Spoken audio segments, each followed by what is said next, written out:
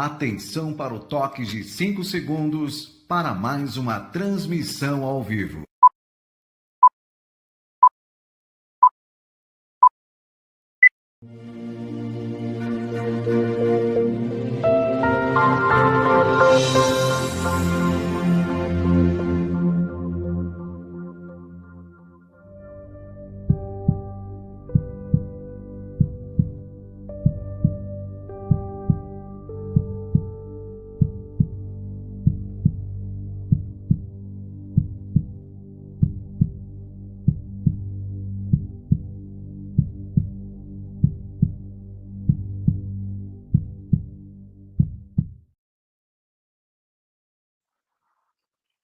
Hello, dear friends. Welcome to Spirit Tongues. We continued here together on this spiritual journey through the Gospel according to Spiritism. And we are reflecting together chapter by chapter in 4 languages: Portuguese, English, Spanish, and French.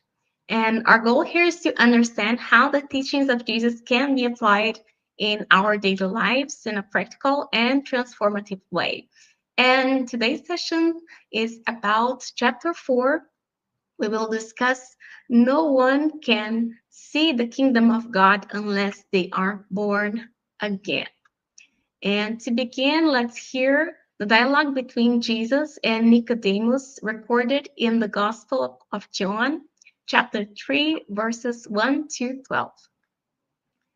Now there was a Pharisee, a man named Nicodemus, who was a member of the Jewish ruling council. He came to Jesus at night and said, "Rabbi, we know that you are a teacher who has come from God, for no one could perform the signs you are doing if God were not with him." And Jesus replied, "Very truly, I tell you, no one can see the kingdom of God unless they are born again." "How can someone be born when they are old?" Nicodemus asked. "Surely they cannot enter a second time into their mother's womb to be born." And Jesus answered, "Very truly, I tell you, no one can enter the kingdom of God unless they are born of water and spirit. Flesh gives birth to flesh, but the Spirit gives birth to spirit. You should not be surprised at my saying, 'You must be born again.' The wind blows wherever it pleases. You hear its sound, but you cannot tell where it comes from or where is it going. So it is with everyone born of the Spirit." "How can this be?" Nicodemus asked. "You are Israel's teacher," said Jesus, "and do you not understand these things?" "Very truly, I tell you, we speak of what we know, and we testify to what we have seen, but still you people do not accept our testimony. I have spoken to you of earthly things, and you do not believe. How then will you believe if I speak of heavenly things?" Good night, Maria. Kisses. And so we think, when we hear Jesus saying, "You must be born again," we can imagine Nicodemus's doubt. He thought that physical birth was the meaning of that, while Jesus was speaking also of a spiritual birth. And the gospel, according to Spiritism, comes to explain that the Jews of that time had only a vague notion about the soul, and they called resurrection, which today we understand better as reincarnation. But resurrecting the same body is impossible. Science shows us that after that, the body's elements disperse. And Spiritism comes to clarify that the true law is reincarnation. So the return of the soul to the material life in a new body. especially prepared for their life. So when Jesus says one must be born of the water and the Spirit, he refers to the body and the soul. And at that time, it was believed that the earth had emerged from the waters. Thus, the water symbolized matter, while the spirit represented intelligence, the mortal essence. So the teaching is clear. We must be reborn in body and spirit to continue our journey of learning. And why is it necessary? Why is reincarnation necessary? Why did God create it? And only by reincarnation we can explain some apparent injustices of life. Why are some born with so many challenges while others have ease in their lives? Why do we encounter people we immediately feel affinity with, or sometimes a strong resistance? And the answer lies in past lives, in our reincarnation plan.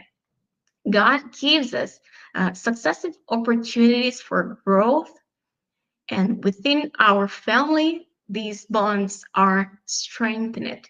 So, spirits who love each other, seek one another, reincarnate together, and reappear in different roles. A father may return as a child, a companion from another life may appear as a friend, a colleague, or even a temporary adversary, depending on the lesson needed for both to grow. So these encounters may seem random while we are here on earth, but every relationship has a profound purpose to teach, balance, awaken virtues in us, or to correct our flaws. And beyond family ties, there are also affinity groups, groups of spirits who meet again for common causes such as religious, cultural, scientific, social movements. And this encounter shows that life is not only individual, but it is collective. And every action we take influences and is also influenced by others that are walking with us. So true bonds do not end with death of the body. They expand across time and space because they are bonds of the soul. But material ties that are created only by the senses, they dissolve with the body. And uh, spiritual bonds will remain, will allow reunions, learning, and profound experiences. It can be in the family, at work, with friendships, or even in challenges along the way. And in every relationship we have today, we can see the reflections of past connections and also opportunities for us to grow. Each challenge we have, each difficulty in our lives, they are meaningful encounters so that we can reconciliate, or we can learn some lesson that our soul needs. And now we have some questions here to reflect upon. The first one is, have you considered that your current family may be a reunion of souls who have walked together in previous lives? What spiritual commitments might you have made before reincarnating, especially within your family constellation?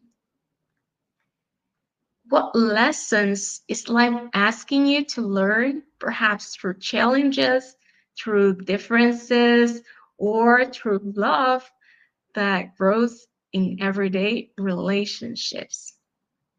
And last, most importantly, how can you live today in a way that honors your reincarnation plan? So I hope these reflections help you bring more meaning to your life and to see your relationships with greater patience and understanding. So we have reached the end of today's episode.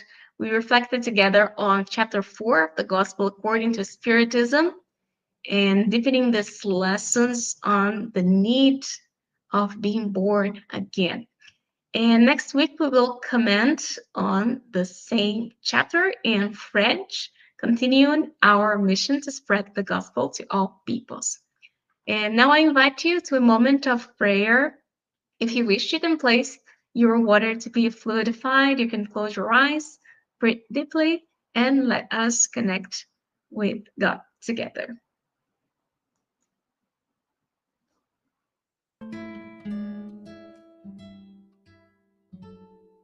Jesus, Master and friend, we thank you for the opportunity to be here, reflecting on your teachings and on the life of the Spirit.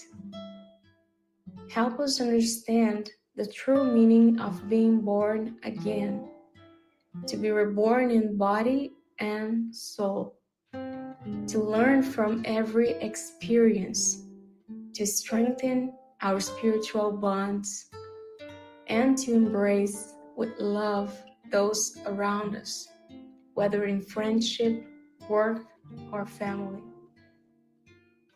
Forgive us for our mistakes, for the moments we forget to look beyond the physical and fail to recognize the soul in those we meet.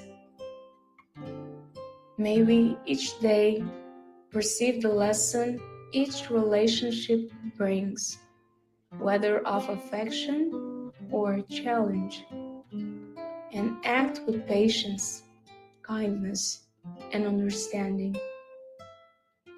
Illuminate our path so that we may live according to our reincarnation plan, evolving spiritually, strengthening our hearts, and contributing to the good of all. May your light surround us. May your peace fill us. And may we feel your Spirit in every gesture, every thought, and every choice we make. So be it.